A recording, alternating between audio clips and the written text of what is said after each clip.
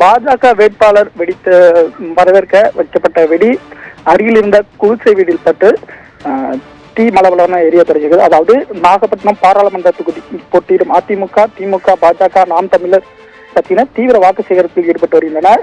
இந்த நிலையில் நாகப்பட்டினம் நாடாளுமன்ற தொகுதியில் பாஜக வேட்பாளர் ரமேஷ் கடும் வெயிலிலும் தீவிர வாக்கு சேகரிப்புல ஈடுபட்டு வந்தாரு. இந்த நிலையில நாகூர்ல திறந்தவெளி வாகனத்துல பிரச்சாரத்தை மேற்கொண்ட அவரு தாமர சின்னத்துல வாக்கு கேட்டு பிரச்சாரம் மேற்கொண்டு வந்தாரு.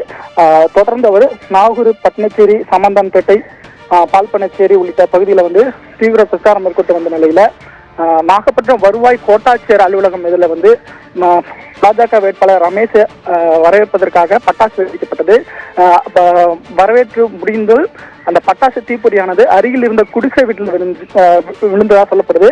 இதனால அந்த குடிசை வீடு தீப்பற்றியது. தகவல் அறிந்த தீயணைப்பு துறையினர் சம்பவ இடத்திற்கு விரைந்து சென்று தீயை அணைக்கும் பணியில ஈடுபட்டிருந்தாங்க. இந்த நிலையில இந்த தீ மலமலனா எரிந்து அக்கப்பக்கத்துல பரவாம இருக்கிறதுக்காக தீயை கட்டுக்குள்ள கொண்டு வந்திருக்காங்க.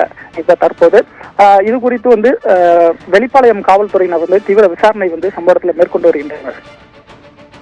தகவலுக்கு நன்றி சீனிவாசன்.